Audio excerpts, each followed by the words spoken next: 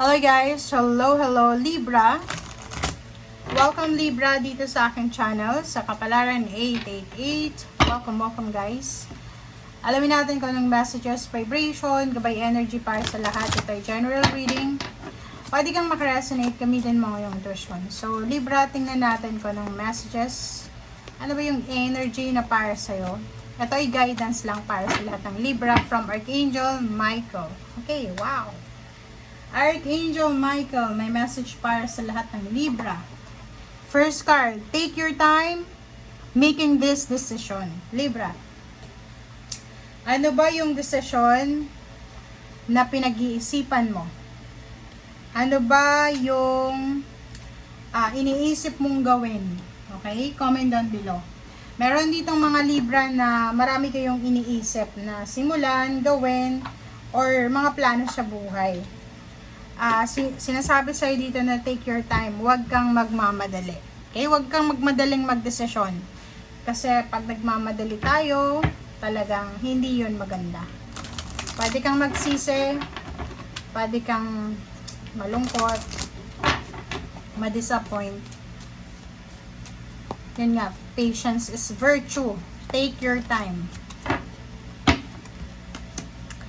Number 9, amble with contentment. Wow. Diba? Oh. Resonated siya sa two cards na to, mag-resonate sila. Kasi dito sinasabi, take your time making the decision. Dito naman sa iba, sa second, is waiting. Maghintay ka daw rather than acting. Okay? Kaysa gumawa ka ng action na hindi mo ginagawa. Okay? So, dito sinasabi, if you're waiting daw rather than acting, nasa advantage kang situation. Ang galing, diba? So, yun. Para sa lahat ng Libra dyan, nanonood ka ba sa ngayon? May gusto kang gawin? Nagmamadali ka? Huwag mong madaliin yung sitwasyon. Hintayin mo yung tamang panahon. Okay? Don't rush. Be patient.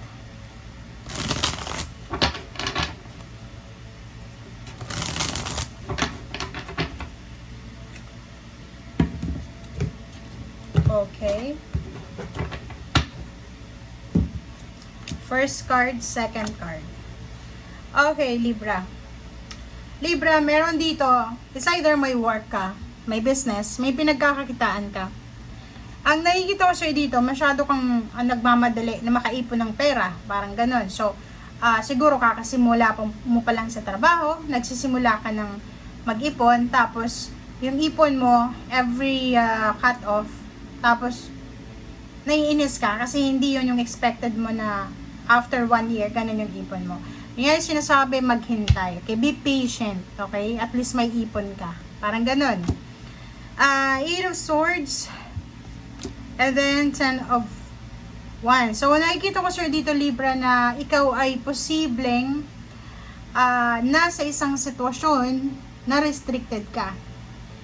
Ibig sabihin, nasa isa kang sitwasyon na kailangan mo tong gawin kasi obligasyon mo, responsibilities mo, duties mo yan.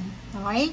So, nakikita ko sir dito, isang obligasyon, yun, isang obligasyon, isang responsibilidad, isang duties, ang posibleng maglalagay sa'yo doon sa restriction, sa stagnation.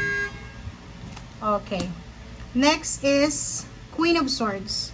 So, nakikita ko sa'yo dito, Libra, na eto yung the devil mo eh. Eto yung parang temptation sa'yo. Yung temptation sa'yo, Libra, is yung mawalan ka ng pasensya sa paghihintay. Yung Queen of Swords kasi is yung eagerness niya na maka-move forward na. Ayaw niya nang mag-stay dito sa isang lugar na to. Ayaw niya nang mag-stay sa relationship na yan.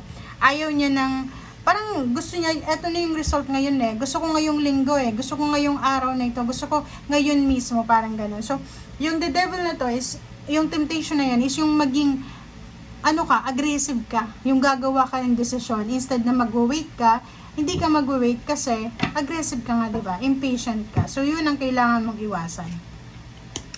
Okay, so nandito yung King of Swords. And then, King of Cups. Oh, diba? So, sabi sa'yo dito, Libra, mag-iingat ka sa mga decision making mo. Dahil pag hindi ka naging wise, hindi ka naging kalmado, 'di ba? Pag hindi ka naging kalmado sa mga decision making mo, hindi ka naging wise, pag hindi mo na pag-isipan, magsisisi ka sa bandang huli. Okay? So, nakikita ko siya dito yung 5 of Wands. Kung meron kang ginagawa sa ngayon na parang sitwasyon or parang pinasok, parang sinasabi sa'yo dito, halimbawa, kung may pinasok ang sitwasyon dito na pwedeng magdala ng competition, pag-aaway, misunderstanding, expect mo na yung consequences dyan. Okay? So, ibig sabihin, may mga nag-aaway sa paligid mo, may mga nagkakaroon ng misunderstanding, pag sumali ka dyan, pagsisisihan mo yan. So, ang gagawin mo is kailangan mong let go. Yung temptation na, di ba, minsan kasi pag may nag-aaway, di ba, mapapa-comment tayo kahit hindi naman hinihingi yung opinion natin. And ang ending, tayo yung sasabihin, alam mo yung sabi ni Libra, ganyan ganito. So ikaw na yung kaaway. So yun ang kailangan mong iwasan. Okay? 8 of Cups, abandon the situation, negative situation, mga away, competition. Nakikita ko yung homecoming. So isang kapamilya ang posibleng uuwi or isang kapamilya ang posibleng mag-homecoming. Nakikita ko dito yung sobra-sobrang happiness, yung joy, contentment, satisfaction ng buong family. Okay? In terms of money, nakikita ko sa inyo dito na isang mabilis na pag-usad sa usaping pera ang darating sa iyo. So, yung Two of Pentacles nito is yung balance, financial balance. So, ibig sabihin, isang parang financial offer ang darating sa iyo na pwedeng magdala sa iyo ng napakabilis na tagumpay. Parang ganon. So, diba ba, yung kung ano lang yung ino-offer sa iyo, like small business, tapos etong small business pala na to, is siya yung magdadala sa iyo talaga doon sa rurok ng tagumpay. Sa either small amount ng salary increase, diba? So, malaking bagay yun sa iyo na parang yung small amount ng increase na yan ay pwedeng magdala sa iyo doon sa satisfaction na ninanais mo. Okay? Last card natin sa ilalim is 3 of Swords.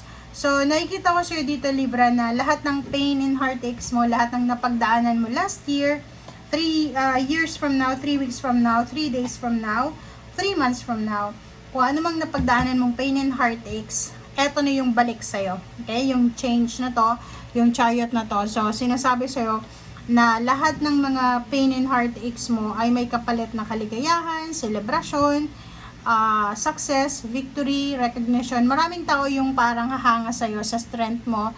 Maraming tao yung hahanga sa'yo kasi napagtagumpayan mo etong journey na to sa buhay mo. Okay? Thank you guys. Bye!